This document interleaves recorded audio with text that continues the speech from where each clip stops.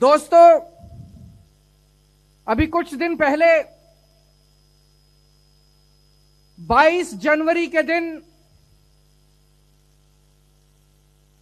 अयोध्या में श्री राम लल्ला जी का प्राण प्रतिष्ठापन किया गया।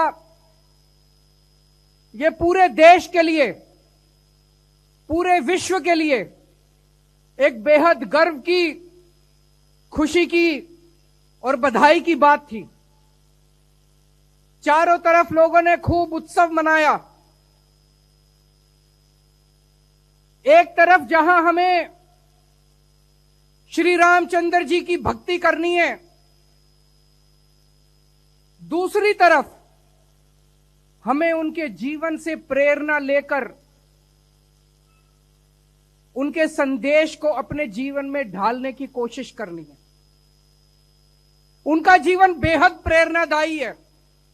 तमाम किस्से हैं उनके जीवन से जो हमें संदेश देते हैं त्याग का, बड़े से बड़े त्याग का, प्यार का, मोहब्बत का। हम सब जानते हैं किस तरह से अपने पिताजी के एक आदेश के ऊपर, अपने पिताजी के कहने पे अपना तमाम राजपाट त्याग करके वो वनवास चले गए। कल सुबह भगवान राम का राज्याभिषेक होने वाला था। अयोध्या के अंदर तमाम तैयारियां कर ली गई थी। सभी अयोध्यावासी हर्षोल्लास में झूम रहे थे। सभी अयोध्यावासी बहुत खुश थे कि कल सुबह भगवान राम अयोध्या के राजा बनेंगे। सब लोग तैयार थे। अचानक शाम के वक्त भगवान राम के पास संदेशा आता है कि दशरथ जी आपको अपने कमरे में बुला रहे हैं। भगवान राम दशरथ जी के कमरे में जाते हैं। वहां देखते हैं कि दशरथ जी बहुत दुखी मन से बैठे हैं। माता कैकेयी उनके पास है। कमरे में घुसने के बाद माता कैकेयी उनको बोलती है कि महाराज ने मुझे 2 वर दिए हैं और मैंने उनसे वो दोनों वर मांगे हैं। पहला वर कि भगवान राम को 14 वर्ष के लिए वनवास जाना होगा और दूसरा वर कि उनकी जगह भरत को अयोध्या का राजा बनाया जाएगा। मैं सोच रहा था कि अगर आज का परिप्रेक्ष्य होता, आज का माहौल होता, पूरे अयोध्यावासी भगवान राम के साथ थे, पूरे अयोध्यावासी भगवान राम को प्यार करते थे। अगर भगवान राम कहते मैं नहीं मानता, पूरी अयोध्या भगवान राम के साथ खड़ी होती। लेकिन भगवान राम तो भगवान थे। उन्हें किसी राजपाट से मोह नहीं था। उन्होंने माता कैकेयी को और महाराज दशरथ को कहा कि महाराज, रघुकुल रीत सदा चली आई, प्राण जाए पर वचन न जाए। आपके वचन का पालन होगा। उन्होंने 2 मिनट के अंदर निर्णय लिया कि वो राजपाट नहीं संभालेंगे और 14 वर्ष के लिए वनवास जाएंगे, बिना किसी गम के, बिना किसी दुख के। चेहरे पर मुस्कान के साथ भगवान ने उनसे विदा ली और खुशी खुशी 14 वर्ष वनवास के लिए चले गए। इससे हमें सीख मिलती है कि अपने मां बाप की आज्ञा का पालन करना चाहिए। इससे हमें सीख मिलती है कि हमें निर्मोह भाव से, निस्वार्थ भाव से सेवा करनी चाहिए। इससे हमें सीख मिलती है कि हमें किसी तरह का त्याग करने से पीछे नहीं हटना चाहिए। एक तरफ भगवान राम जब वनवास के लिए गए, उस वक्त भरत अपनी नानी के घर गए हुए थे। वो अयोध्या में नहीं थे। जब भरत लौट के आए और उन्हें पता चला कि उनकी माता कैकेयी ने महाराज दशरथ को कह के भगवान राम को 14 वर्ष के लिए वनवास भेज दिया,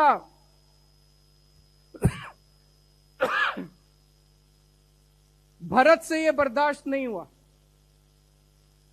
भरत जी पीछे पीछे उनके वनवास गए और वन में महाराज राम को ढूंढ के, भगवान राम को ढूंढ के उनके पैरों में गिर जाते हैं और कहते हैं कि ये राजपाट है भगवान, ये राजपाट आपका है, ये मेरा नहीं है, आप वापस चलिए और वापस चल के राजपाट संभालिए।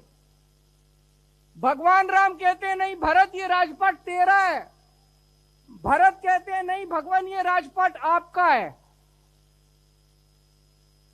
मुझे लगता है पूरे मानव जाति के इतिहास में इस तरह का सुंदर दृश्य देखने में शायद कभी नहीं मिला होगा। दो भाई लड़ रहे हैं, एक कह रहा है कि ये राजपाट तेरा है, दूसरा कह रहा है ये राजपाट तेरा है। आज के जमाने में दो भाई जब लड़ते हैं, वो कहता है ये जमीन मेरी है, वो कहता है ये जमीन मेरी है। इस तरह का सुंदर दृश्य पूरे मानव जाति के इतिहास में कभी देखने को नहीं मिला होगा।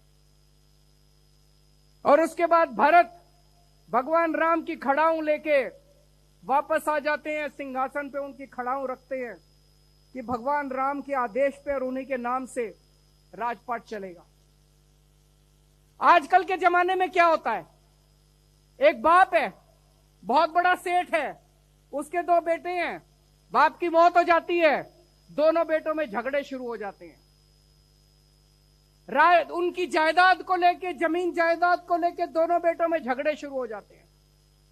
दोनों बेटे अपने आप को भगवान राम का चेला मानते हैं, भगवान राम का शिष्य मानते हैं, और दोनों भाई लड़ रहे हैं आपस में, कोर्ट में, कचहरी में, आपस में लड़ रहे हैं दोनों भाई, ये जमीन मेरी, ये जमीन मेरी। दोनों ने राम नाम का दुपट्टा ओढ़ रखा है। आसमान में अगर भगवान राम बैठे होंगे तो टप टप आंसू बहा रहे होंगे, ये कैसे मेरे भक्त आ गए जो मेरा संदेश भी नहीं मानते। हमें भगवान राम के जीवन को अपने जीवन में ढालना है, उनके संदेश को अपने जीवन में ढालना है। भगवान राम जाति को नहीं मानते थे, वो जाति के आधार पे भेदभाव नहीं करते थे। जब भगवान राम वनवास गए, चारों तरफ बात फैल गई कि भगवान राम वनवास आए हैं। बड़े बड़े राजा, बड़े बड़े लोग उनके दर्शन करना चाहते थे। वन में एक माता शबरी थी, शबरी माता थी। वो ऐसी जाति से आती थी जिसको समाज के अंदर जो छुआछूत से प्रताड़ित थी। माता शबरी छुआछूत से प्रताड़ित थी, वो ऐसी जाति से आती थी। उन दिनों में उसे छोटी जाति कहते थे, छोटी जाति से आती थी। भगवान राम की परम भक्त थी। भगवान राम बड़े बड़े राजाओं को दर्शन देने के लिए उनके महलों में नहीं गए। भगवान राम माता शबरी की गरीब झोपड़ी के अंदर उसको दर्शन देने के लिए गए। और जब भगवान राम माता शबरी को मिलने के लिए जाते हैं, वो इतनी भोली है, इतनी भोली है, वो चाहती है, वो बेर लेके आती है वन से, और वो चाहती है कि वो केवल मीठे बेर भगवान राम को खिलाए। तो वो एक एक बेर निकालती है, उसको पहले चखती है और झूठा बेर टोकरी में रख के महाराज के सामने रख देती है। जो खट्टे बेर हैं उनको फेंक देती है। झूठे बेर, मां शबरी के झूठे बेर भगवान उठा उठा के खा रहे हैं। लक्ष्मण भगवान राम को कहते हैं कि हे भगवान, ये क्या कर रहे हैं, ये झूठे बेर हैं। भगवान राम कहते हैं कि इतना अच्छा आहार मैंने आज तक जिंदगी में नहीं किया। कोई मेरा भक्त अगर प्यार से मुझे जो भी खिलाएगा, जैसे भी खिलाएगा, वो मुझे मंजूर है।